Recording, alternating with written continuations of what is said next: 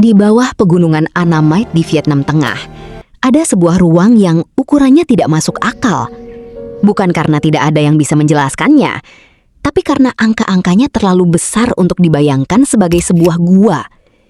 Tingginya melebihi 200 meter, lebarnya lebih dari 150 meter. Di dalamnya ada sungai yang mengalir deras, hutan yang tidak pernah melihat sinar matahari langsung, dan awan yang terbentuk bukan di langit, melainkan di bawah tanah, ratusan meter di bawah permukaan bumi. Son Doong. Selama 3 juta tahun, tidak ada satupun manusia yang tahu tempat ini ada. Gua ini ditemukan bukan oleh ekspedisi ilmiah, bukan oleh satelit atau pemindaian geologi. Pada tahun 1991, seorang petani bernama Ho Kang sedang berlindung dari hujan di hutan, ketika tanah di bawah kakinya berubah. Angin dingin mengalir dari celah sempit di bebatuan. Suara air terdengar dari kedalaman yang tidak bisa diperkirakan. Ia tidak masuk. Ia tidak kembali selama bertahun-tahun. Dan ketika akhirnya mencoba mencari tempat itu lagi, hutan telah menelannya. Baru pada tahun 2009, 18 tahun kemudian, tim British Cave Research Association berhasil masuk untuk pertama kalinya. Mereka menghabiskan berminggu-minggu di dalam. Ketika keluar, mereka membawa peta yang membuat dunia arkeologi dan geologi terdiam. Son Doong bukan gua terbesar yang pernah diukur di Asia. Bukan gua terbesar yang pernah ditemukan di dunia. Ini adalah gua terbesar yang pernah diketahui ada di bumi. Untuk mencapai Son Doong, para penjelajah tidak langsung masuk ke dalamnya. Perjalanan dimulai dari desa Phong Nha, menembus hutan tropis selama beberapa jam. Di tengah jalan, mereka melewati sebuah gua yang berdiri sendiri, dan yang di negara lain manapun sudah cukup untuk menjadi situs warisan dunia. Hang En, gua terbesar ketiga di dunia. Di dalamnya ada danau bawah tanah yang airnya tenang seperti kaca. Di langit-langit yang tidak terlihat ujungnya, ratusan ribu burung walet membangun sarang di celah-celah batu yang sama selama berabad-abad. Di lantai gua, lapisan guano kelelawar mengendap selama ratusan tahun, menjadi tanah yang subur di tempat yang seharusnya tidak bisa menumbuhkan apapun. Para penjelajah bermalam di sana. Di pagi hari, mereka melanjutkan perjalanan. Di ujung terowongan Hang En, pintu masuk Son Doong terbuka. Sebuah bukaan setinggi 80 meter, seperti mulut yang telah menunggu selama jutaan tahun. Batu kapur yang membentuk Son Doong berumur 450 juta tahun.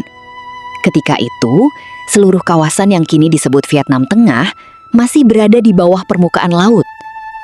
Terumbu karang tumbuh, mati, dan mengendap selama puluhan juta tahun, hingga membentuk lapisan batu kapur yang tebalnya mencapai ratusan meter. Lalu, daratan terangkat. Air hujan yang bersifat asam lemah mulai meresap ke dalam celah-celah batu. Selama jutaan tahun, air itu melarutkan batu kapur dari dalam. Ketika terjadi patahan tektonik di kawasan ini, jalur air semakin melebar, semakin dalam, semakin besar. Sungai bawah tanah mengalir terus. Batu terus larut. Langit-langit terus terkikis. 3 juta tahun kemudian, yang tersisa adalah sebuah rongga yang cukup besar untuk menampung gedung pencakar langit 40 lantai di dalamnya, dengan ruang yang masih tersisa. Di sepanjang dinding gua, stalaktit menggantung seperti paku besi raksasa. Di lantai, stalagmit tumbuh dari tetes demi tetes air yang jatuh selama ribuan tahun. Yang tertinggi mencapai 80 meter, stalagmit tertinggi yang pernah diukur di muka bumi. Berdiri di tempat yang gelap gulita, tanpa pernah ada satupun manusia yang menyaksikan pertumbuhannya.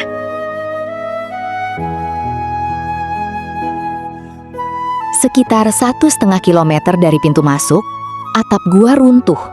Bukan sekedar retak atau terbuka sedikit. Sebagian besar langit-langit ambruk ke dalam, membentuk lubang raksasa yang disebut dolina, sebuah jendela menuju langit yang lebarnya ratusan meter. Cahaya matahari masuk hampir vertikal ke kedalaman gua, memukul dinding batu, memantul, dan menciptakan sesuatu yang tidak ada dalam referensi ilmiah manapun sebelum gua ini dipetakan. Di dalam rongga bawah tanah itu, cahaya dan kelembapan bertemu.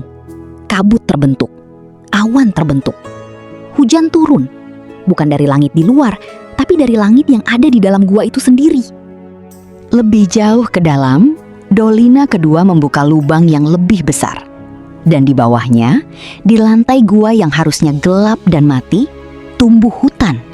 Hutan hujan, di bawah tanah. Ratusan meter di bawah permukaan Vietnam. Pohon-pohon menjulang menuju cahaya yang datang dari atas. Tanah di bawahnya subur karena jutaan tahun akumulasi guano kelelawar. Lebih dari 200 spesies tumbuhan telah teridentifikasi di sini. Di antara pepohonan itu, monyet bergerak dari satu pohon ke pohon lain.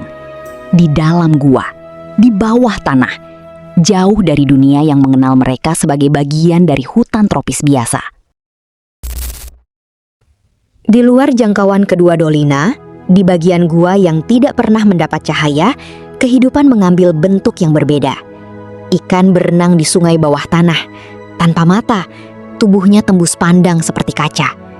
Jutaan tahun di kegelapan total membuat penglihatan bukan lagi aset yang perlu dipertahankan. Evolusi membuangnya, dan sebagai gantinya mempertajam indera lain yang tidak bisa dilihat dari luar. Jangkrik bergerak tanpa orientasi cahaya. Laba-laba berburu tanpa bergantung pada bayangan.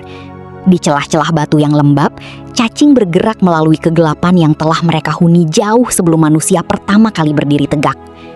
Dan di antara bebatuan gua, tersebar formasi kecil yang membutuhkan ratusan tahun untuk terbentuk. Butiran kalsit yang melapisi dirinya sendiri lapis demi lapis di dalam air yang tenang, hingga menjadi bulatan sempurna yang disebut mutiara gua. Setiap butirnya adalah rekaman waktu yang tidak bisa dipalsukan. Di lantai gua yang lebih dalam, di bawah lapisan stalaktit yang sudah tidak aktif, para peneliti menemukan fosil karang, organisme laut yang hidup ratusan juta tahun lalu, ketika kawasan ini masih berada di dasar samudra yang dalam. Ini bukan sekedar gua. Ini adalah arsip geologi yang berjalan dari samudra purba hingga hutan bawah tanah, tersimpan dalam satu lorong yang panjangnya hampir 9 km. Di ujung lorong terakhir, perjalanan berhenti di depan sebuah danau berwarna hijau toska. Di seberang danau, dinding kart setinggi 80 meter berdiri tegak. Para penjelajah menyebutnya tembok besar Vietnam. Dari celah di puncaknya, cahaya dari pintu keluar gua terlihat seperti titik putih di kejauhan. Untuk mencapainya, mereka harus memanjat dinding itu dengan tangan dan kaki di dalam kegelapan, dengan suara sungai yang mengalir di bawah mereka. Ketika akhirnya keluar, hutan Vietnam menyambut mereka dengan cahaya sore yang sudah miring. Di belakang mereka, Sondong tetap ada, seperti yang selalu ada. Sendong tidak menunggu manusia untuk kembali. Tidak pernah menunggu. 3 juta tahun sebelum manusia pertama kali masuk ke dalamnya, semua ini sudah berjalan. Dan ketika pintu terakhir ditutup, ketika cahaya senter terakhir padam dan langkah terakhir menjauh, yang tersisa hanyalah suara air, kegelapan, dan waktu yang bekerja mengikuti hitungannya sendiri. Jika kamu ingin terus menjelajahi tempat-tempat semacam ini bersama saya, subscribe channel ini dan nantikan cerita berikutnya.